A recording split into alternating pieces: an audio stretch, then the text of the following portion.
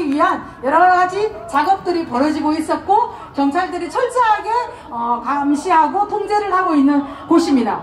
그런데 여러분, 이곳은 오염으로 범벅되어 있을 뿐만 아니라 이렇게 용산기지를 그냥 우리가 만약에 사용한다고 했을 때 미국이 우리한테 그래 너 사용해라 그냥 주는 곳이 아닙니다. 이곳은 아무나 들어갈 수 있는 곳이 아닙니다. 한미연합 훈련을 할 때도 군인들도 함부로 들어갈 수가 없고, 예전에 박원순 시장이 살아있을 때도 이곳을 들어가려고 했었습니다. 용산기지를 빨리 반환받기 위해서. 그렇지만 미군 측에서 허락하지 않아서 들어가지 못했던 곳입니다.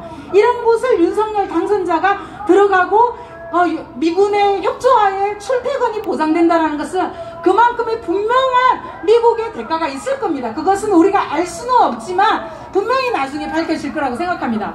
그런데 윤석열 당선자가 집무실을 이곳으로 이전함으로써 연쇄적인 반응들이 일어날 것입니다. 어떤 반응들이냐, 지금 영빈관 어떻게 할 것이냐, 이런 게 지금 언론에 나오고 있습니다. 조금 있으면 바이든이 방문하지요. 어느 곳에서 영접을 할 거냐, 이것이 지금 논란거리입니다. 그래서 청와대에서 있는 영빈관을 사용할 거냐, 아니면 국립중앙박물관에 있는 공간을 사용할 거냐, 난리가 났습니다. 물론 어딘 것이 사용하겠지요. 그런 다음에 어떻게 할 거냐, 그러니까 앞으로 그러면 국민들이 올 때마다 어떻게 사용할 거냐는 거죠. 그러면 지금 TV조선에 의하면 단독 보도로 이런 기사가 나옵니다. 용산 미군기지에서 가장 큰 호텔이 있습니다. 미군들이 사용하는 호텔입니다. 우리나라 카츠사도 사용할 수 없는 어마어마하고 웅장한 호텔이 있습니다. 그것은 미군들이 잔류부지로 남겨놓고 있습니다. 우리한테 반환하지 않는 곳으로 지정되어 있습니다. 자기네들이 여기 남기 때문에 자기네들이 사용해야 된다고 하는 곳입니다. 그런데 지금 윤석열 당선자 그 인수위 측에서는 가장 눈독을 들이고 있는 곳이 바로 그 드래곤힐 호텔이라는 곳입니다. 그곳을 영빈관으로 사용할 수 있다라고 하는 것입니다. 만약에 그곳을 영빈관으로 사용한다면은 미국은 분명히 그 호텔만큼을 지원하려고 할 것입니다. 왜냐하면 지금까지 반환받지 못한 이유도 항상 논의가 될 때 우리 정부가 나서서 이야기했습니다. 이곳은 120년 만에 반환받는 용산기지이고 처음으로 만들어지는 제1호 국가공원입니다. 120년 동안입니다. 일본 군대가 주둔했었고 미군이 주둔했었고 평택으로 이전될 때 그곳을 보십시오. 평택에 수많은 사람들이 농토에서 쫓겨나가면서 그 할머니 할아버지들이 쫓겨나가면서 만들어져 가지고 용산기지가 그쪽으로 이전하게 되는 것입니다. 그런 아픔이 있는 곳인데, 그런데 또다시 이곳을 그냥 반환받게 되려고 한다면 그런 만큼 훨씬 더 많은 대가를 치러야 한다는 것입니다. 그리고 또 하나 있습니다. 6월달 되면은 용산 미군기지가 25%가 또 반환된다고 합니다. 원래 반환되려면은 1년 전에 환경조사를 하고 그 다음에 반환 협상을 해서 반환되는 절차가 있습니다. 그런데 저는 윤석열 당선자가 이곳에 온다고 했을 때 이 윤석열 당선자는 반환 협정을 알고나 있나? 용산기지의 역사를 알고는 있나? 이것도 아무것도 모르면서 이게 그냥 무작정 오는 거 아닌가, 이런 생각을 했습니다. 그런데 이제 생각이 달라졌습니다. 25%를 반환받는데 요즘에 언론에서 나오는 곳은 집무실 건설을 반환받는다는 거예요. 집무실 건설을 반환받게 되면 집무실에 필요한 부지로 사용할 가능성이 높다는 겁니다. 경호시설을 사용한다, 무엇을 사용한다, 이러면서 저는 박근혜가 떠오릅니다. 박근혜 시절 때 이 용산기지가 반환받을 때 모든 정부 부처가 나눠갖기를 했었습니다. 나눠갖기를 하겠다고 했던 걸 서울시와 국민들이 반대해서 여기는 온전한 공원으로 만들어야 된다고 많이 목소리를 높여가지고 다시 무효화시켰던 것입니다.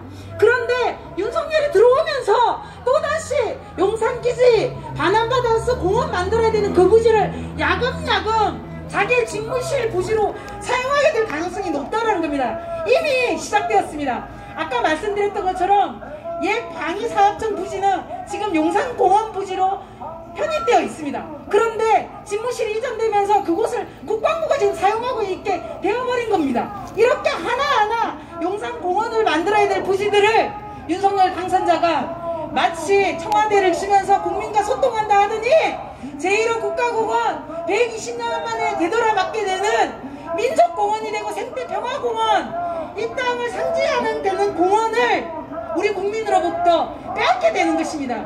윤석열 당선자가 이쪽으로 오게 되면서 국민들이 교통 불편뿐만이 아니라 예산 낭비가 되고 오염 문제 문제는 전혀 해결되지 않고 방치되고, 그리고 또한 용산공원 또한 빼앗기게 되는 것입니다. 우리 용산 주민들은 분노를 참을 수가 없습니다. 많은 분들이, 우리 용산 주민들이 이렇게 목소리 높일 때 니네가 투표했기 때문에 니네가 감당해야 된다라고 이야기하시는 분이 있습니다. 설령 저는 그렇지 않지만 우리 용산 주민들, 여기 앞에 동부 이촌동 주민들 아마 실감 나실 것입니다. 아, 이제 진짜 오는구나. 아마 오늘로 통해서 실감이 나실 것 같은데, 설령 그분들이 윤석열을 찍었다고 한다 하더라도 그런 불편 우리 국민들 겪어서는 안 됩니다. 우리 국민들 더 좋은 기대를 가지고 뽑았겠지요. 그렇다면 우리 국민들이 다시 나서서 회초리를 들고 호통을 치고 해서 나라를 바로 잡아야 된다고 생각합니다. 용산 주민들한테 욕하지 마시고 용산 주민들과 함께 투쟁해서 하루빨리 윤석열을 종이 탄핵시킬 수 있도록 힘을 모아주십시오. 고맙습니다.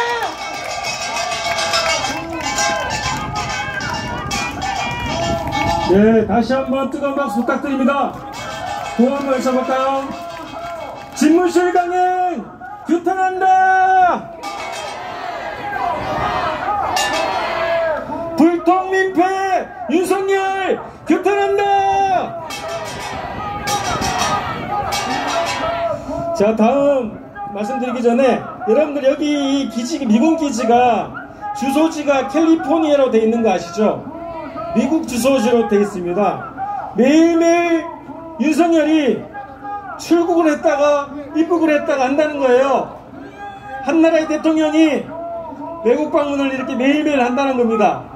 이 미군 기지에 수많은 오염물질들이 그득그득 쌓여 있고, 이것을 미국이 철저하게 정화하고 가야 함에도 불구하고 이번 대통령실 집무실 이전 문제로 슬쩍 넘어가지 않을까 굉장히 우려가 큰데요. 미군 기지 환경 문제 해결 문제와 관련해서 서울환경운동연합 최영 활동가님 모셔서 발언 한번 들어보도록 하겠습니다. 박수로 모시겠습니다.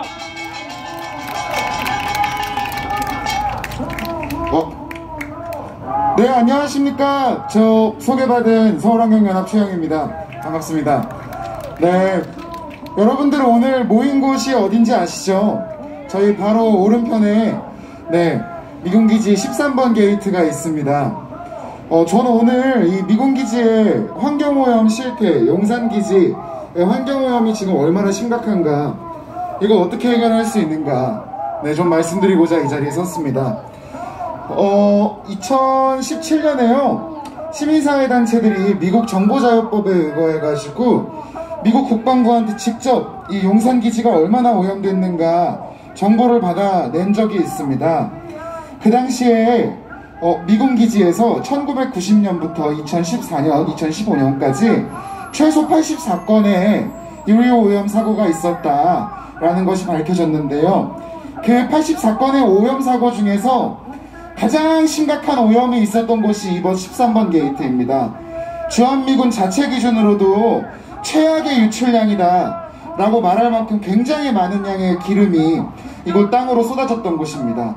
그래서 이곳이 지금 굉장히 심각하게 오염되어 있는데, 지금 인터넷 뉴스들 보면은 이곳이 얼마 전에 폐쇄됐다, 29일부로. 그리고 이곳이 곧 그런 대통령 집무실과 통하는 최단거리의 이동 코스로 이용될 것이다 라는 소식들이 보입니다. 네, 그럴 수 있죠. 그럴 수 있습니다. 근데 문제는 윤석열 대통령이 지금 당선자가 이 집무실 주변으로 공원을 만들어가지고 수십만 제곱미터의 공원을 만들어서 국민들에게 개방하겠다라고 했다는 점입니다.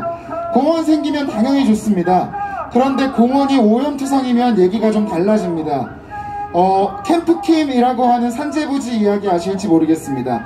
이곳 남영역과 삼각지역 사이에 있는 캠프킴이라는 주한미군의 이런 차량 보관소이자 유류 오염물질 보관소이자 경기 정비소라던가 이런 식으로 쓰였던 공간인데요.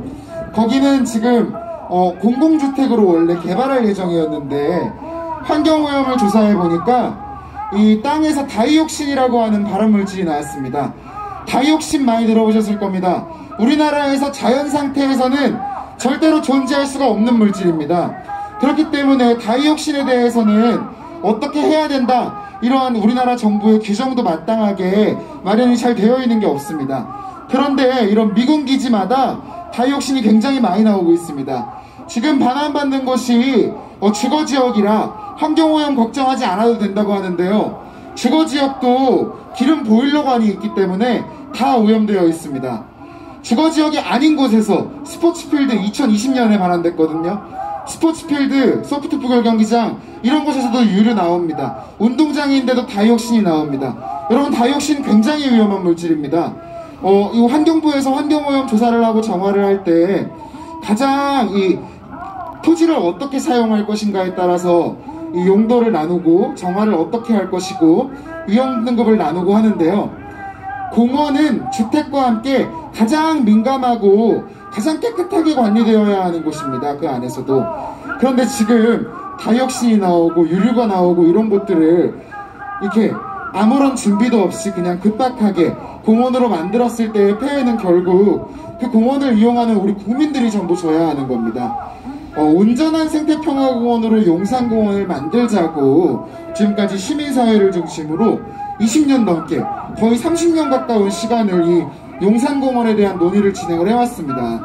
그래가지고 지금도 계속 어떻게 반환받고 어떻게 조성할 것이냐를 꾸준히 이야기해왔고요.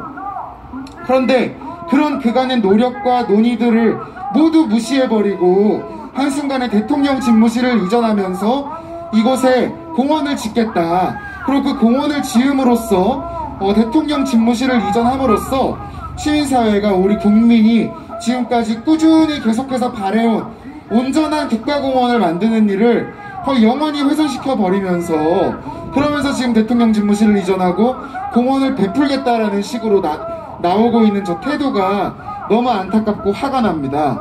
그렇기 때문에 오늘 함께 해주신 여러분과 또 힘차게 반포대교를 건너고 싶고요. 지금 이런 용산공원이 뭐 얼마나 오염됐겠냐, 주거지역은 괜찮지 않냐 이런 말들 나오지만 그 말대로 사실 얼마나 오염됐는지 알 수는 없습니다. 그런데 지금도 이 주변을 걸어가다 보면은요, 기름 냄새가 납니다. 이 지금 가까운 곳에 용산 가족공원 있죠. 저 안에 제2광장까지만 들어가도요, 미군기지 담벼락 붙어있는 쪽 가면은 냄새가 납니다. 기름 냄새가 납니다. 네, 저희한테 전화가 많이 옵니다. 기름 냄새가 난다고. 그래서 제가 서울시에 신고를 했는데 서울시에서는 그 안에 미군기지에 하수도가 있어서 이걸 통해 가지고 지금 뭔가 유출된 기름이 흐르고 있는 것 같다 라는 대답을 했습니다. 그렇지만 저곳은 소파에 의해서, 그리고 환경조항에 의해서 우리가 어떻게 할 수 없는 공간이기 때문에 저렇게 심각하게 오염되어 있고 그게 바깥에까지 영향을 주고 있음에도 우린 지금 아무것도 못하고 있는 상황입니다. 근데 그런 거를 먼저 우선적으로 해결할 생각은 하지 않고 일단 무작정 집무실부터 옮기고 보겠다, 공원부터 열고 보겠다, 그러고 나서 발생할 수많은 연쇄적인 그런 작용들은, 파급력들은 전부 다 국민들이 결국 감당할 수밖에 없는 상황입니다. 그렇기 때문에 오늘 꼭 윤석열 당선자에게도 저희 목소리가 들리도록 힘차게 같이 소리내며 걸었으면 좋겠습니다. 감사합니다.